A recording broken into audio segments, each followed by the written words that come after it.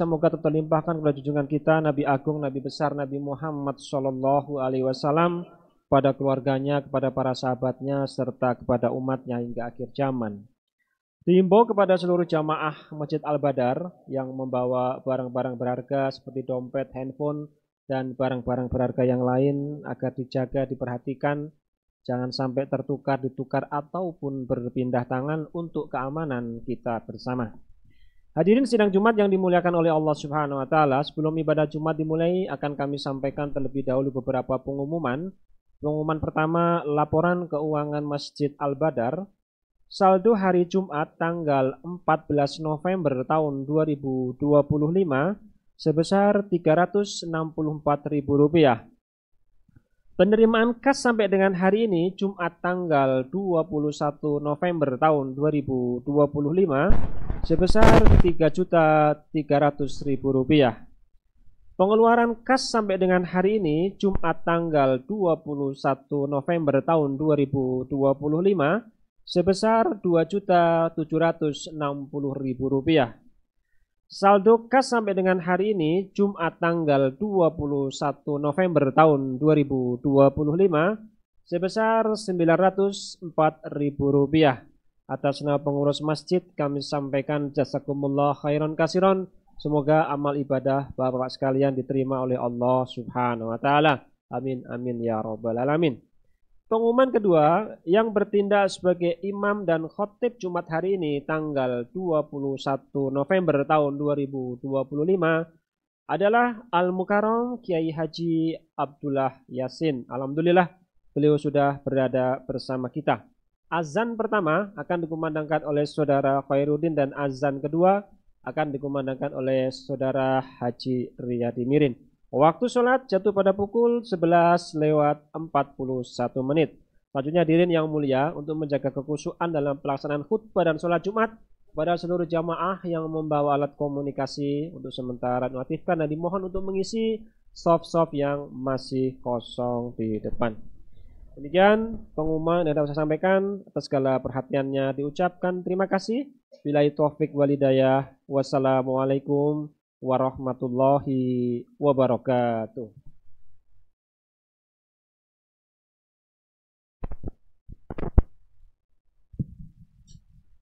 Bismillahirrahmanirrahim. Innallaha wa malaikatahu yusholluna 'alan nabi ya ayyuhalladzina amanu shallu 'alaihi wa sallimu taslima. Subhanallahi walhamdulillah wa la ilaha illallah wallahu akbar.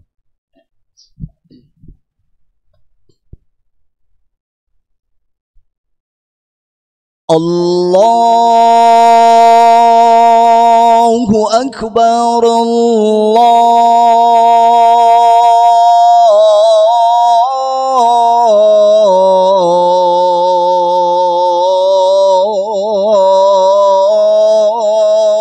Akbar, Allahu Akbar,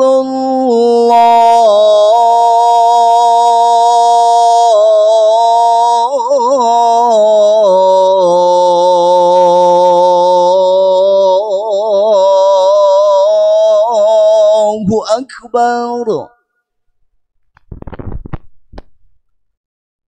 Asyhadu an la ilaha illallah.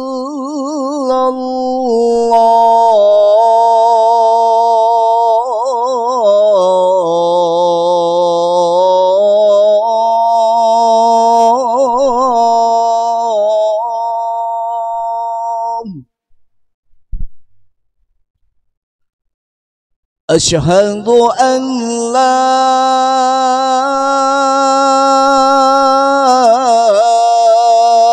ilaha illallah.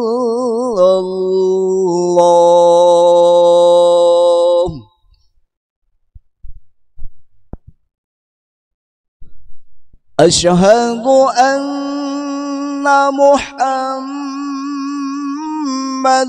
Rasulullah.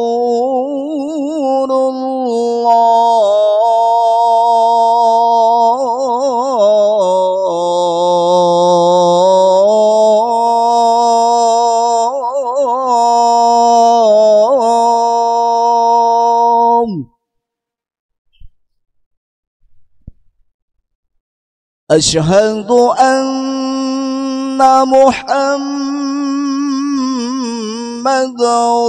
رسول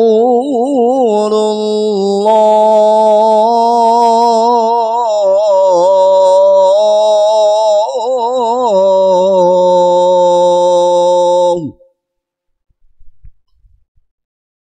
حي على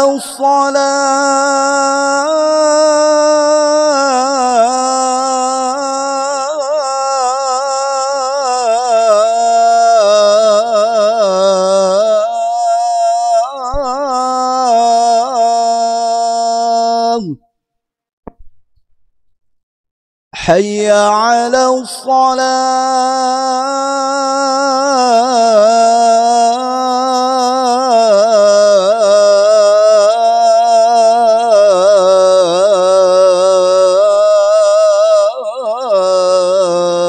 الصلاة حي على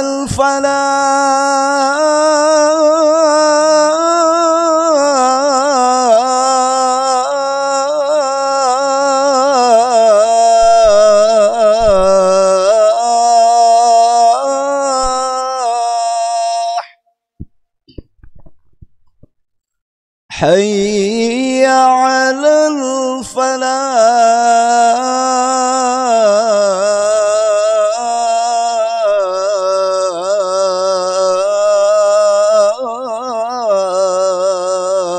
الفلاح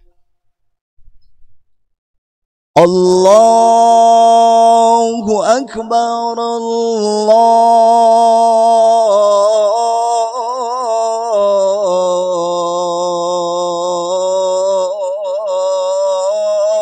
الله أكبر لا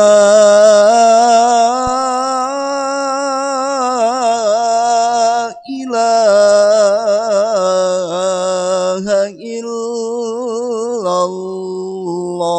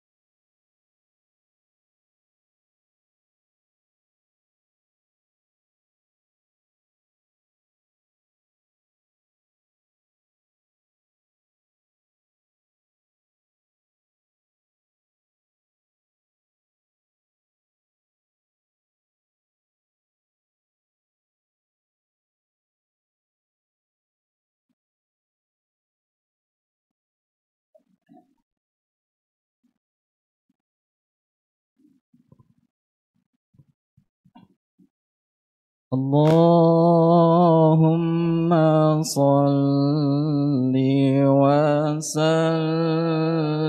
على سيدنا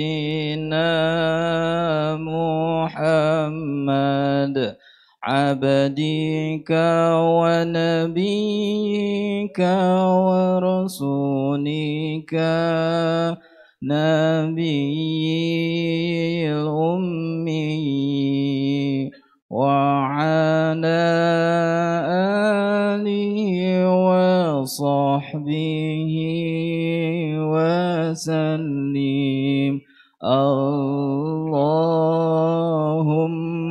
صل سيدنا محمد عبدك ونبيك ورسولك نبي الأمي وعلى آله وصحبه وسلم اللهم صل وسلم على محمد عبدك ونبيك ورسولك نبي الأمي وعلى آله وصحبه وسلم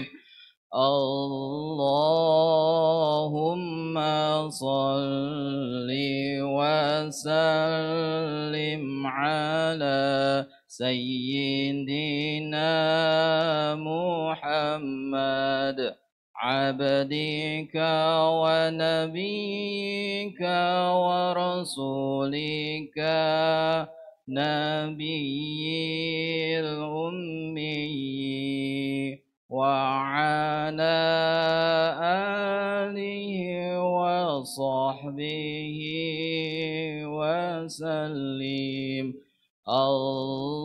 اللهم صل وسلم على سيدنا محمد عبدك ونبيك ورسولك نبي الأمي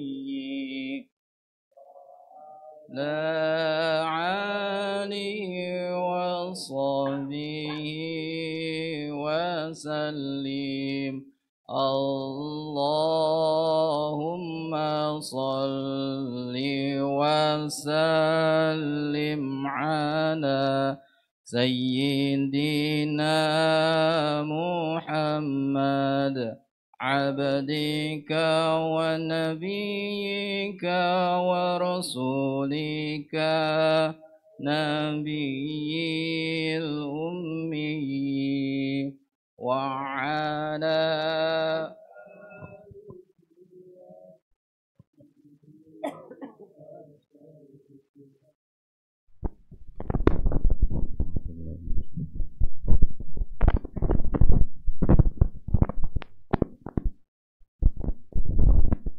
إن الله وملائكته يصلون على النبي يا أيها الذين آمنوا صلوا عليه وسلموا تسليما.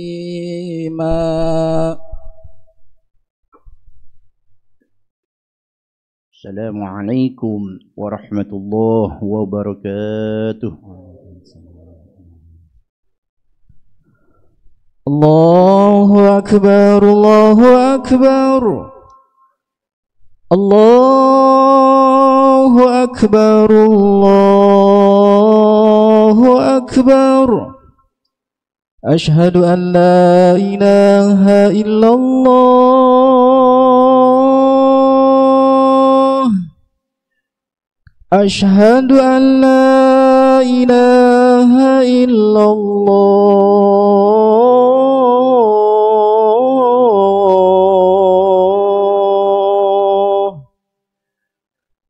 أشهد أن محمد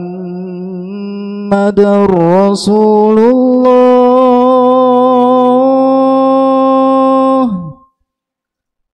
أشهد أن محمد رسول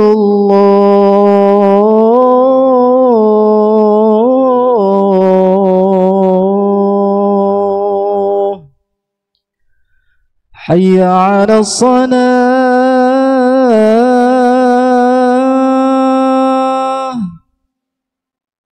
حي على الصلاة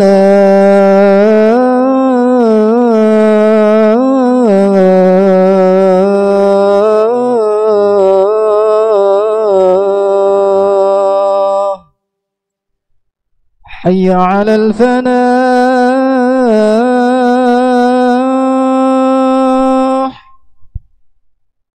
حي على الفلاح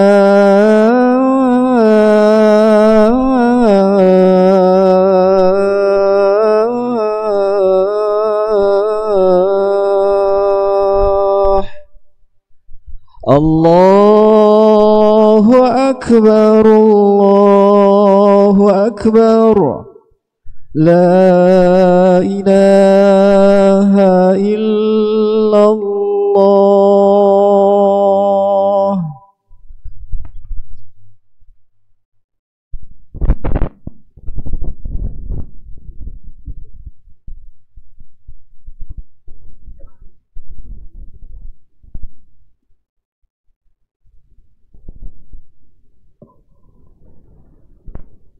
الحمد لله الكريم المنان أشهد أن لا إله إلا الله وحده لا شريك له القديم الإحسان وأشهد أن سيدنا ونبينا محمدا عبده ورسوله السيد الأكوان المصطفى من أدنان اللهم صل وسلم على سيدنا محمد وعلى آله وأصحابه ومن تبعهم بإحسان أما بعد فيا عباد الله أوصيكم ونفسي بتقوى الله وطاعته لعلكم ترحمون وقال الله تعالى في القرآن الكريم أعوذ بالله السميع العليم من الشيطان الرجيم يا أيها الذين آمنوا اتقوا الله حق تقاته ولا تموتن إلا وأنتم مسلمون. Hadirin jemaah Jumat rahimakumullah. Tidak ada kata yang patut kita ungkapkan kesempatan ini melainkan ungkapan syukur kehadirat Allah Subhanahu wa taala. Kita selaku hamba yang dhaif, selaku hamba yang memiliki mahallul khata' wa nisyan sesuai dengan namanya insan. Ada insan artinya manusia. Kita masih harus meningkat kepada bashar. Maka ada kalimat bashar ini sebenarnya orang yang lebih utama. Di antaranya di akhir Al-Kahfi disebutkan qul innama ana basyarun yuha ilaih. Jadi kita ini masih kelompoknya insan, mahallul khata' wa nisyan. Tempat keliru, lupa, lalai udah tempatnya gitu. Maka dari itu kita berharap kepada Allah Subhanahu wa taala. Apa yang kita lakukan ini tidak lain semuanya semoga Allah mencatat amal ibadah kita ini sebagai ibadah maqbul mabrur. Allah jadikan khairun amala, harapan yang paling baiklah di hadapan Allah Subhanahu wa taala. Salawat dan salam kita haturkan kehadiran hamba Allah yang terkedepan, tutur katanya senantiasa indah menawan, sehingga patut dan wajib kita jadikan suri teladan dalam hidup dan kehidupan kita ini dari kini sampai akhir zaman, yaitu Nabi Muhammad sallallahu alaihi wasallam yang telah membawa kita, menyelamatkan kita, menjadi wasilah kita mulia di hadapan Allah Subhanahu wa taala, menyelamatkan kita dari kegelapan menuju alam terang benderang, dari ketidakberadaban menjadi berakhlak, dari kebodohan menjadi intelektual, dari permusuhan menjadi perdamaian, bahkan dari perangan menjadi dari permusuhan jadi persatuan. dan bahkan dari peperangan menjadi perdamaian, yaitu Habibuna wa Syafi'una wa Maulana Muhammad sallallahu alaihi wa alihi wasallam. Alhamdulillah sampai detik ini kita masih diberi kekuatan oleh Allah untuk mengimplementasikan syariat yang dibawa oleh beliau. Agar apa? Agar kita menjadi hamba yang mulia sesuai dengan pemberian Allah Subhanahu wa taala. Semua kebaikan untuk umat baginda Nabi besar Muhammad sallallahu alaihi wasallam. Kenapa begitu? Ya, karena kita selalu berkoneksi dengan syariat baginda Nabi besar Muhammad sallallahu alaihi wasallam. Belum ngerjain apa-apa sudah mulia dalam Al-Qur'anul Karim. Di dalam Al-Qur'an kuntum khairu ummah. Belum mengekspresikan ibadah kepada Allah. Lahir sudah menjadi kuntum khairu ummah. Kalian sebaik-baik umat. Subhanallah, hadza hadiah min Allah. Hadiah dari Allah Subhanahu wa taala. Ketika kita sudah berakhlak, ketika kita sudah dewasa, sudah mampu melaksanakan syariat baginda Nabi Muhammad SAW, kebaikan tersebut buat kita.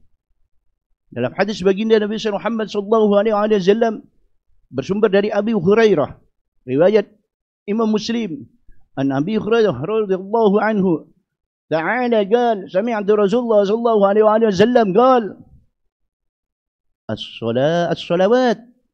الصلوات الخمسة الجمعة إلى الجمعة والرمضان إلى رمضان مكفرات إذ تنيبت الكبائر. Apabila kita mampu menjauhi yaitu dosa besar. Dosa-dosa kecil ini hadirin rahimakumullah senantiasa kita lakukan, tapi mukaffarat terampuni dengan netesnya air wudu, dengan istighfarnya kita. Semua belum bertasbih satu sama yang lain, yang ini memiliki keutamaan. Ini hadiah dari Allah Subhanahu wa taala buat kita, yaitu dari sholawat. Dari sholat nih, ada sholawat memiliki arti dua. Ada sholat yang harus tidak berwudu, diterima oleh Allah, yaitu bersolawat. Ada yang harus punya wudu. As-sholawat al-khams. Nah, sholat 5 waktu. Dari waktu zuhur ke waktu asar, mukaffarat, diampuni dosanya. Apalagi ditambah dengan bacaan ayat kursi. Di sebelah kiri saya ada ayat kursi. Yang jadi pertanyaan, hafal nggak ayat kursi tersebut? Ada memiliki manfaat yang kehebatannya luar biasa. Kalau dibaca selesai sholat, baca ayat kursi, tidak ada penghalang menuju surganya Allah melainkan kematian. Meninggal langsung surganya Allah Subhanahu wa taala, riwayat Ibnu Majah. Itu hadiah dari Allah. Dan kalau dibaca selesai sholat dari waktu ke waktu sudah dapat keutamaan, ini juga dijaga dengan ayat kursi.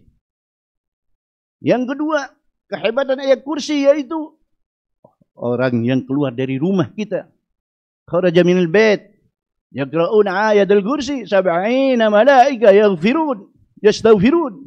yastaghfirun al malaika 70. 70 malaikat mengampuni kita, menjaga kita, menjadi bodyguard kita. Kita enggak takut keluar kapan saja. Kenapa? Ketika keluar rumah baca ayat kursi, dhahaban wa iyaban, dijaga 70 malaikat. Dari keluar sampai pulang, hadirin. Itu dahsyatnya ayat kursi. Yang ketiga, orang yang masuk rumah baca ayat kursi tidak akan berantakan keluarganya. Enggak dikit-dikit berantem. Enggak ada. Melainkan dijaga, bahkan mengundang rizki. Apalagi dibacakan Qul huwallahu ahad 3 kali. Sekali aja 40 rumah mendapatkan rahmat. Bagaimana kalau 3 kali? Tetangga kanan kiri juga mendapatkan rahmat, yang seharusnya mendapatkan bala, mereka mendapatkan rahmat dari Allah Subhanahu wa taala. Rezeki datang tidak disangka-sangka dari segala penjuru. Karena juga disambung dengan ayatul kursi. Subhanallah. Yang selanjutnya, orang yang mau tidur, baca ayat kursi, juga dijaga oleh Allah sampai subuh. Tidak ada yang namanya kemalingan, pencurian, kebakaran. Hadirin rahimakumullah, di mana-mana kebakaran. Ya, kita lupa. Mau tidur, nggak baca apa-apa. Ayat kursi cuman ayat kursi, apanya? Ayat kursi. Ayatnya hilang, kursi doang diingat. Ada ayat kursi pernah Rasulullah SAW menepuk, yaitu pundaknya Abul Mundir. Ya Abul Mundir, ayu a'zam min suratil Baqarah. Ayatul kursi ya Rasulullah. Ayat kursi yang paling utama dalam surat Al-Baqarah. Ada lagi hadiah dari Allah Subhanahu wa taala untuk Nabi yang bercahaya, yaitu Fatihah dan akhir Al-Baqarah. Di dalam Taurat dan Injil namanya akhir Al-Baqarah ini amanar rasul bima unzila ilaihi min rabbih wal mu'minun. Nabi Muhammad ditalaki oleh malaikat Jibril. Talaki ini gantian. Amanar rasul bima unzila ilaihi min rabbih wal mu'minun. Baru Nabi amanar rasul. Selesai. Jangan sampai anak-anak lakimu dan anak perempuanmu tidak hafal dengan ayat ini ya Rasul. Ini kan Zul Arsh. Pemendaharaan yang ada di arasnya Allah Subhanahu wa taala. Adanya di dalam Taurat dan Injil keterangan ini, dan juga di hadis baginda Nabi Muhammad SAW tentang syarahnya ayatul kursi, dan ayatnya ada di dalam Al-Quranul Karim. Nggak hafal, nggak boleh pulang, hadirin rahimakumullah. Nah, jadi hadirin, ini anak-anak kalau ngaji anak begitu, nggak hafal nggak boleh pulang, harus hafal. Maka dari itu hadirin rahimakumullah, hadza hadiah minallah untuk umat baginda Nabi Muhammad SAW. Kemudian dari Jumat ke Jumat, apalagi dibacain Kahfi 5 lembar. Nggak sanggup Pak Ustaz, 10 ayat pertama, 10 ayat terakhir, kan 9 tuh, dibelah jadi 2 yang terakhir, jadi 10. Ada hadis minallah. Untuk penjagaan apa? Kalau Dajjal datang, atau cucu-cucu Dajjal, kita selamat hadirin rahimakumullah. Dan selamat dari penyakit taun. Rizkinya seminggu tersebut juga dilancarkan oleh Allah Subhanahu wa taala. Kepanjangan kalau kita bahas semuanya tentang hadis ini. Ramadan ila Ramadan, dari Ramadan ke Ramadan, dari Jumat ke Jumat, Masya Allah, semuanya mukaffarat. Tapi ketika kita semuanya diampuni oleh Allah, ketika kita mampu menjaga dari maksiat yang besar, dosa yang besar. Mudah-mudahan Allah Subhanahu wa taala memberi kekuatan kepada kita. Apa yang kita lakukan ini tidak lain semuanya untuk menumbuhkan mutu dan kualitas kita, agar kita ini menjadi muslim yang paripurna, mukmin yang hakiki di hadapan Allah Subhanahu wa taala. Hadanallahu wa iyyakum ajma'in. Aqulu qali hadza wastaghfirullah li wa lakum wastaghfiru innahu wal ghafurur rahim. اللهم صل على سيدنا محمد وعلى آل سيدنا محمد. الحمد لله حمدا كثيرا كما أمر. أشهد أن لا إله إلا الله وحده لا شريك له إرغاما لمن جاهد به وكفر. وأشهد أن سيدنا ونبينا محمدا عبده ورسوله السيد الخلائق والبشر. اللهم صل وسلم على سيدنا محمد وعلى آله وأصحابه وأصحابه الغرر. أما بعد فيا عباد الله، أوصيكم ونفسي بتقوى الله وطاعته لعلكم ترحمون. وقال أيضا في آياته الكريم، وقال رسول الله، وقال الله تعالى في آياته الكريمة، بسم الله الرحمن الرحيم، والعصر إن الإنسان لفي خسر إلا الذين آمنوا وعملوا الصالحات وتواصوا بالحق وتواصوا بالصبر. وقال أيضا في آياته الكريمة، إن الله وملائكته يصلون على النبي يا أيها الذين آمنوا صلوا عليه وسلموا تسليما. اللهم صل وسلم على سيدنا محمد وعلى آله وأصحابه أجمعين. وارض اللهم عن أصحاب الطيبين والخلفاء الراشدين سيدنا أبي بكر وعمر وعثمان وعلي، وعن بقية الصحابة أجمعين، وعن التابعين ومن تبعهم بإحسان إلى يوم الدين، وعلينا ما هم فيهم برحمتك يا أرحم الراحمين. اللهم انصر الإسلام إخواننا المجاهدين في فلسطين وفي غزة وفي مسجد الأقصى وفي لبنان وفي العراق وفي اليمن وفي إندونيسيا وفي كل مكان، وأهلك الكفرة المشركين أعداءك وأعداء الدين وعن كلمتك إلى يوم الدين. اللهم ارحم أمة سيدنا محمد، اللهم اصلح أمة سيدنا محمد، اللهم فرج عن أمة سيدنا محمد، اللهم اجبر أمة سيدنا محمد، اللهم اغفر للمسلمين والمسلمات والمؤمنين والمؤمنات الأحياء منهم والأموات، إنك يا كريم مجيب الدعوات وغافر الذنوب والخطيئات برحمتك يا أرحم الراحمين. ربنا اغفر لنا ولإخواننا الذين سبقونا بالإيمان ولا تجعل في قلوبنا غلا للذين آمنوا ربنا إنك رؤوف رحيم. ربنا آتنا في الدنيا حسنة وفي الآخرة حسنة وقنا عذاب النار. فيا عباد الله إن الله يأمر بالعدل والإحسان وإيتاء ذي القربى وينهى عن الفحشاء والمنكر والبغي يعظكم لعلكم تذكرون ولذكر الله أكبر. الله أكبر الله أكبر، أشهد أن لا إله إلا الله، أشهد أن محمد رسول الله. حي على الصلاة حي على الفلاح، قد قامت الصلاة قد قامت الصلاة. الله أكبر الله أكبر، لا إله إلا الله. الله الله الله، لا إله إلا الله محمد رسول الله صلى الله عليه وسلم. سووا صفوفكم فإن تسوية الصفوف من تمام الصلاة. Supaya diagungkan pahalanya baca doa masuk shaf. Bismillahirrahmanirrahim. Allahumma atini afdala ma tu'ti ibadaka salihin. Salli. Allahu akbar.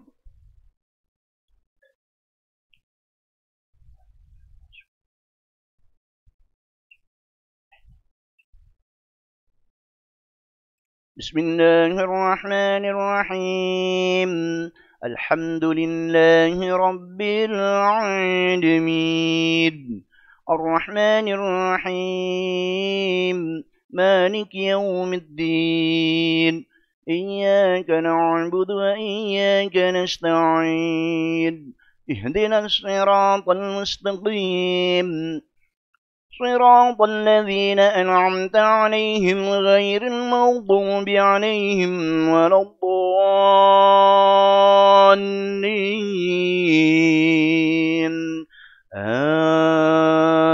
آمين.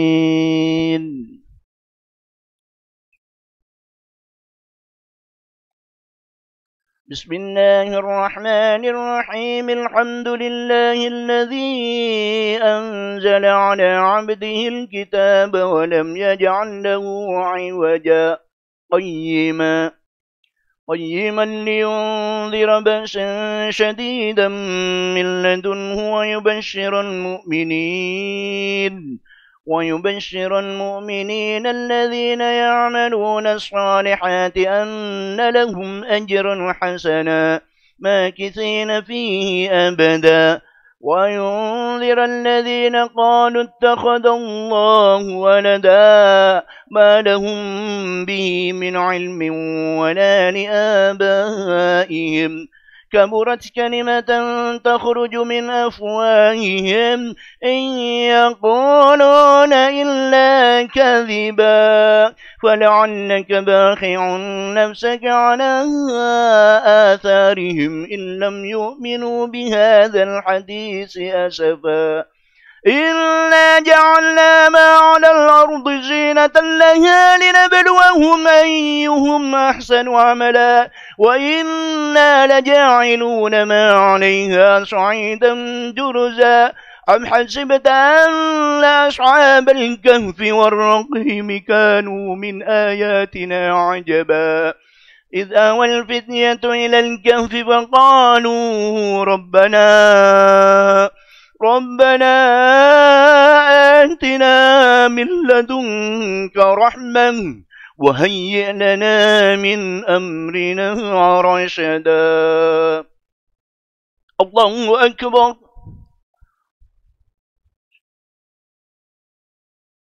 سمع الله لمن حمده. الله أكبر.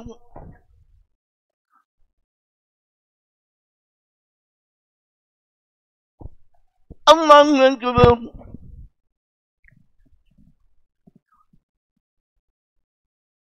الله أكبر.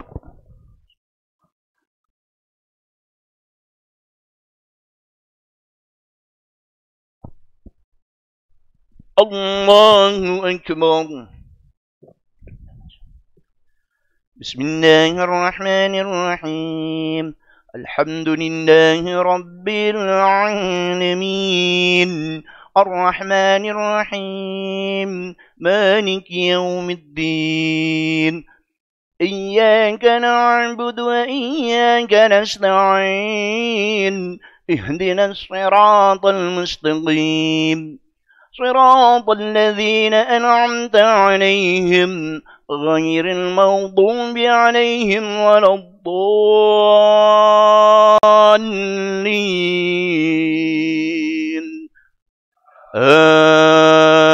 آمين.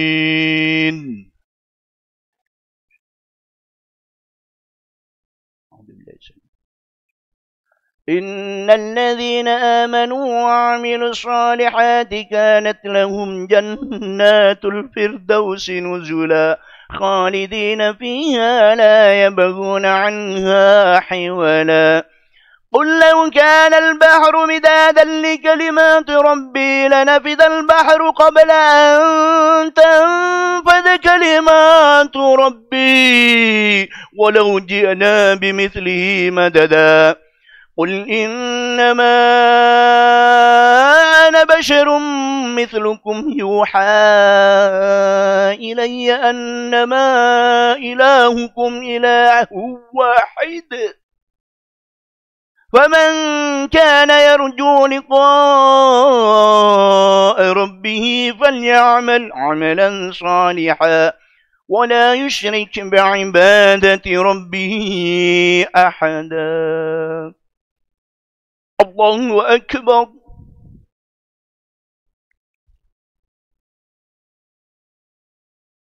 سمع الله لمن حمده. الله أكبر.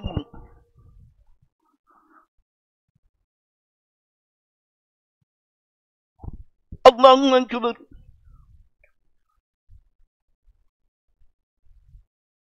الله أكبر.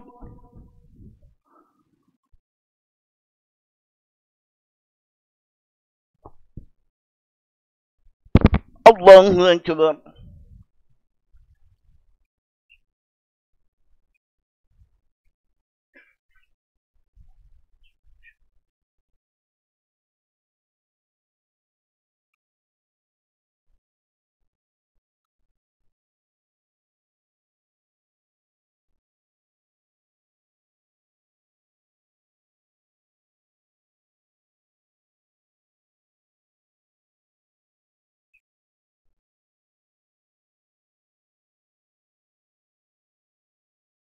السلام عليكم ورحمة الله.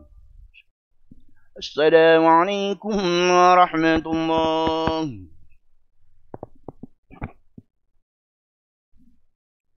استغفر الله العظيم. استغفر الله العظيم. استغفر الله العظيم الذي لا إله إلا هو الحي القيوم وأتوب إليه من جميع المعاصي والذنوب. الفاتحة. أن الله تعالى يتقبل الصلاة والدعاء والصيام ويجعله خالصة لوجهه الكريم ببركة إلى أرواح أهل الكساء أهل الرضا أهل البقيع أهل الخدع المعلى أهل السبيك أهل السيف أهل السيف أهل النار وأهل البدر wa barakah orang tua kita, nenek kita, tuan guru kita semuanya yang telah mendahului kita dan orang yang telah berbuat baik kepada kita, baik yang di perkampungan maupun di perkantoran. Yang kami lupa kebaikan mereka ya Rabb, kami tidak mau masuk surga sendirian ya Allah, ingin bersama-sama mereka semua ya Rabb. Semua kebaikan mereka yang kami lupa pada hari ini, Yaumul Jumat, hari yang kau agungkan ini ya Rabb, dihadiahkan kepada kami umat Nabi Muhammad SAW. Ya Rabb, kau kumpulkan kelak fi yaumil qiyamah, yang perempuan berada di safnya Sayyidatuna Fatimah Zahra, yang laki berada di safnya Nabi Muhammad SAW. Manfaatnya kepada kita menjadi hamba yang bertakwa, hamba yang diridai oleh-Mu. Langkah kami, anak turun kami ya Rabb, yang sakit kau sembuhkan ya Allah, yang sakit-sakitan kau pertemukan segera obatnya ya Rabb, yang sakit-sakitan ya Allah pertemukan pula segera obatnya ya Allah, menjadi hamba yang bertakwa. Kau undang kami untuk bisa ziarah ke Rasul-Mu ya Allah, ziarah Harumin, Makkahul Mukarramah, Madinatul Munawwarah, untuk menyempurnakan rukun Islam yang kelima. Yang ada hajat belum terwujudkan segera Engkau realisasi ya Rabb. Hajatuna ilaika katsir ya Allah, hajat kami banyak ya Rabb. Mungkin ada yang punya hutang belum tertunaikan, kau tunaikan segera ya Rabbi. Barakah Yaumul Jum'ah ya Allah, barakah hadil jamaah Masjid Jami' Al-Badar, an Allah yu'li darajati fil jannah wa yanfa'una bi asrarihim wa anwarihim wa nufid din wa dunya wal akhirah bi sirril Fatihah. أعوذ بالله من الشيطان الرجيم. بسم الله الرحمن الرحيم. الحمد لله رب العالمين الرحمن الرحيم مالك يوم الدين إياك نعبد وإياك نستعين اهدنا الصراط المستقيم صراط الذين أنعمت عليهم غير المغضوب عليهم ولا الضالين آمين. اللهم صل على سيدنا محمد وعلى آل سيدنا محمد. ربنا يا ربنا تقبل منا إنك أنت السميع العليم وتب علينا إنك أنت التواب الرحيم. اللهم إنا نسألك بحق سورة الفاتحة المعظمة وبحق هذا اليوم يوم الجمعة وبحق هذه الجماعة مسجد جامع البدر يا رب أن تفتح لنا بكل خير وأن تتفضل علينا بكل خير وأن تعاملنا معاملتك من أهل خير وأن تجعلنا يا رب هذه الجماعة من أهل الخير dari segi finansial kami, keluarga kami, kampung kami, negeri kami, pemimpin kami pula ya Allah Rabb dalam keadaan min ahlil khair wa an tahfadna fi adyanina wa anfusina min kulli bala wa fitnatin wa bu'sin wa sihrin wa dhair wa mutafaddilin min kulli khair wa a'til kulli khair ya farjalhum ya kashifalhum ya man ya'ti yaghfir yarham. Rabbana ighfir lana wa li ikhwanina rabbana ighfir lana wa li ikhwanina alladhina sabaquna bil iman wa la taj'al fi qulubina ghillan lilladhina amanu rabbana innaka ra'ufur rahim. Rabbana hab lana min azwajina wa dhurriyyatina qurrata a'yun waj'alna lil muttaqina imama. Rabbana ighfir lana dhunubana wa li walidina warhamhum kama rabbana shighara wa li jami'il muslimina wal muslimat wal mu'minina wal mu'minat al ahya'i minhum wal amwat. Rabbana atina fid dunya حسنة وفي الآخرة حسنة وقنا عذاب النار. وصلى الله على سيدنا محمد وعلى آله وصحبه وسلم. يا الله بها يا الله بها يا الله بحسن الخاتمة يا الله بها يا الله بها يا الله بحسن الخاتمة يا الله بها يا الله بها يا الله بحسن الخاتمة. سبحانك اللهم وتحياتهم فيها سلام وآخر دعواهم ودعوانا الحمد لله رب العالمين. تقبل الله.